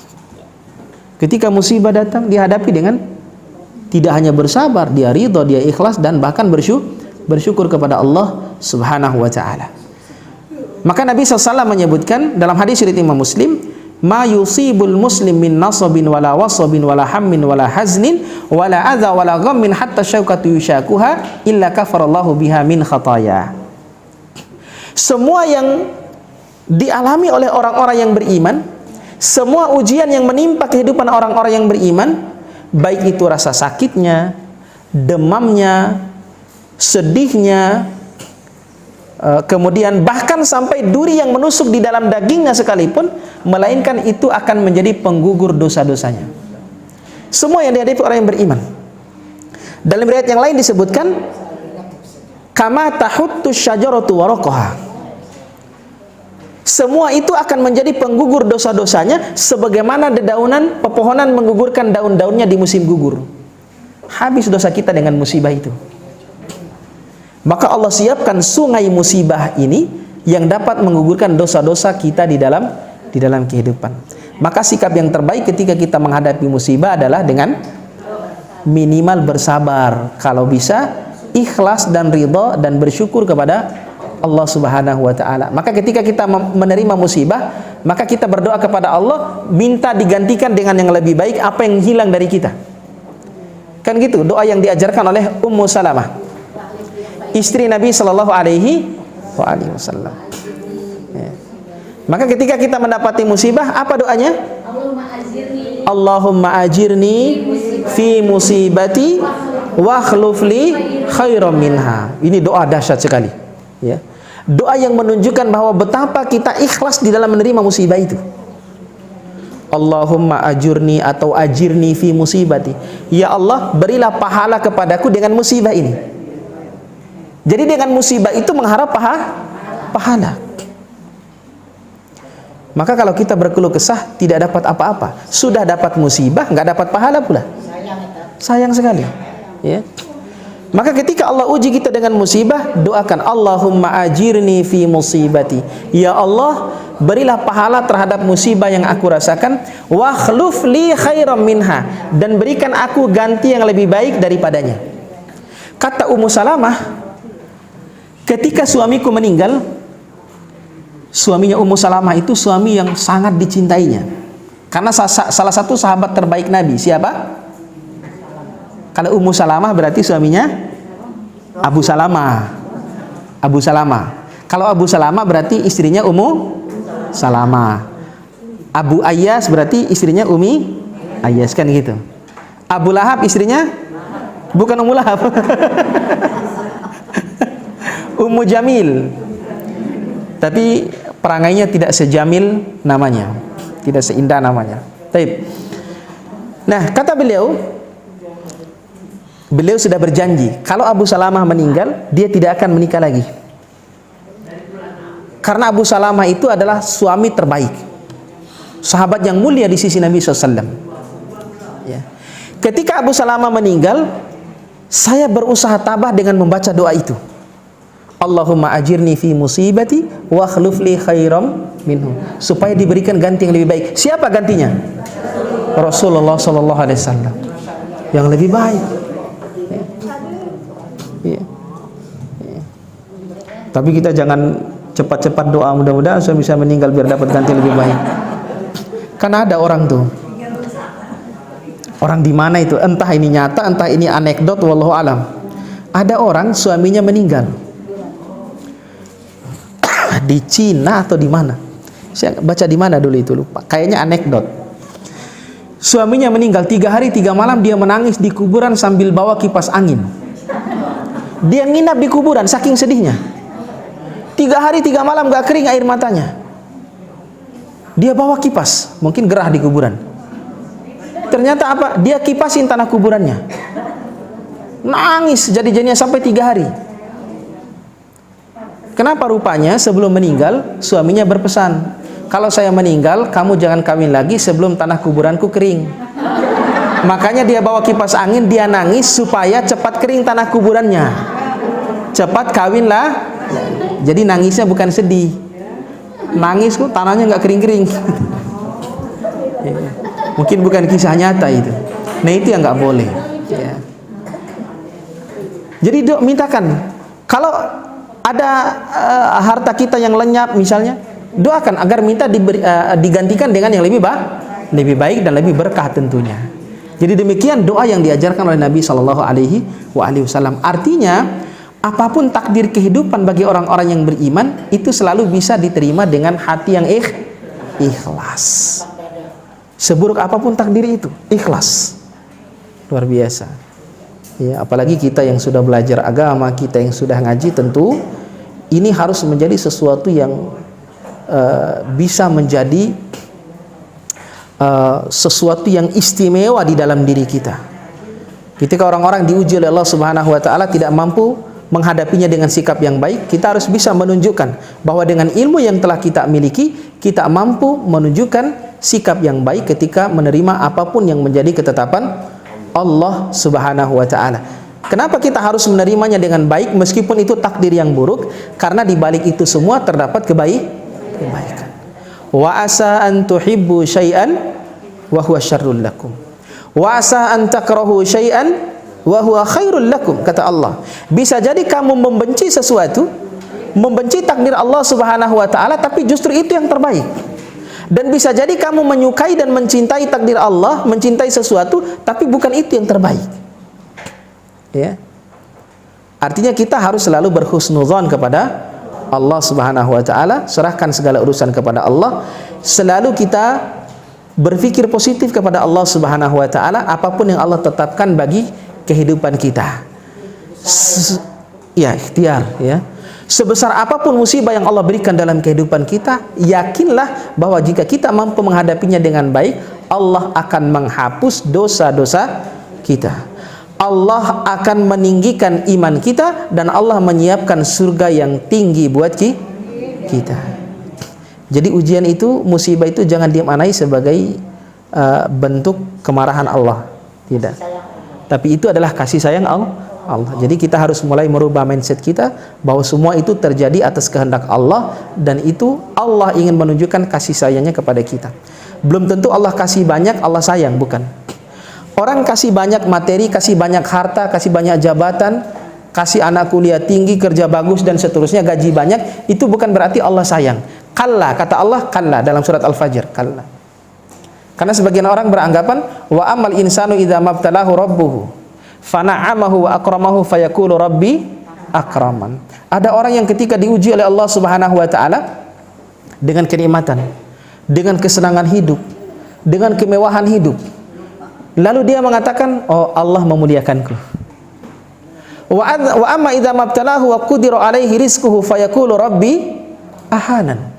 Namun ketika Allah uji dengan sebaliknya, Allah kurangi rizkinya, Allah berikan dia sakit dan seterusnya, dia mengatakan, oh Allah telah menghinakanku, Allah tidak sayang kepadaku. Kalla, tidak sama sekali, kata Allah Subhanahu wa taala. Karena itu bukan menjadi standar kasih sayang Allah Subhanahu. Bukan berarti Allah kasih banyak Allah sayang. Bukan berarti Allah uji Allah tidak sayang, tidak. Orang-orang kafir Allah kasih banyak, itu namanya istidraj. Sama dengan kita kasih tukang parkir. Kisah kasih tukang parkir itu karena sayang atau tidak? Belum tentu karena sayang. Jadi kita kasih karena memang sudah menjadi bagiannya di dunia. Karena dunia ini bukan menjadi cita-cita kehidupan orang yang beriman. Dunia ini tidak Allah peruntukkan sepenuhnya bagi orang-orang yang beriman. Dunia ini memang bagian mereka. Karena dunia ini adalah surga bagi orang-orang yang beriman, surga bagi orang-orang kafir, dan penjara bagi orang-orang yang beriman. Ad-dunya sijnul mu'min wa jannatul kafir. Dunia itu penjara bagi orang-orang yang beriman dan surga bagi orang-orang kafir. Jadi kalau orang beriman hidupnya susah, penuh dengan ujian di dunia, ya inilah karakter dunia. Karena kita akan memperoleh apa yang jauh berbeda nanti di akhirat. Orang yang hidupnya mewah-mewah di dunia, sementara dia kufur kepada Allah, nanti di akhirat akan mendapatkan sesuatu yang berbeda. Tidak sama. Maka dunia ini sekali lagi mengajarkan kepada orang-orang yang hidupnya mewah, mengajarkan kepada orang kaya bahwa kekayaan, bahwa kesenangan hidup itu sifatnya sementara. Dunia juga mengajarkan kepada orang-orang miskin bahwa kesengsaraan hidup itu sifatnya sementara. Maka orientasi kita adalah kehidupan akhirat. Walal akhiratu khairul laka minal ula. Yang terakhir lebih baik daripada yang pertama. Maksudnya akhirat lebih baik daripada dunia. Karena yang kita harapkan adalah akhirat. Di sanalah balasan bagi orang-orang yang beriman. Dan akhirat itu adalah penjara bagi orang-orang kafir dan surga bagi orang-orang yang beriman. Jadi itu beberapa bentuk kasih sayang Allah Subhanahu wa taala kepada orang-orang yang beriman. Allah alirkan kepada kita, Allah alirkan di hadapan kita sungai-sungai yang dapat kita jadikan sebagai sarana dan fasilitas untuk membersihkan diri kita dari dosa dan maksiat, supaya nanti tidak dibersihkan di dalam neraka jahanam, ya. Maka siapa yang Allah kehendaki kebaikan baginya, maka Allah berikan karunia kepadanya untuk masuk ke dalam salah satu di antara 3 sungai ini, atau mungkin bahkan 3-tiganya. Dia akan bertaubat, dia akan terus melakukan amal soleh, dan Allah beri dia musibah.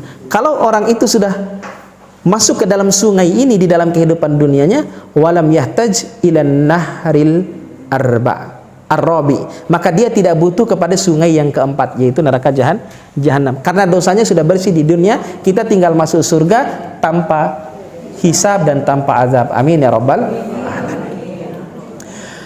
Ummahat rahimakumullah, itu diantara apa yang bisa kita sampaikan pada hari ini. Mudah-mudahan bisa bermanfaat. Sekali lagi kami mohon maaf jika terdapat banyak kesalahan dan kekurangan. Kami juga kurang mempersiapkan materi dengan baik karena dadakan sekali. Mudah-mudahan bisa menjadi pelajaran bagi saya pribadi dan bagi kita semuanya, agar kita senantiasa bertaubat dan kembali kepada Allah Subhanahu wa taala. Selanjutnya mungkin kita lanjutkan dengan tanya jawab. Silakan barangkali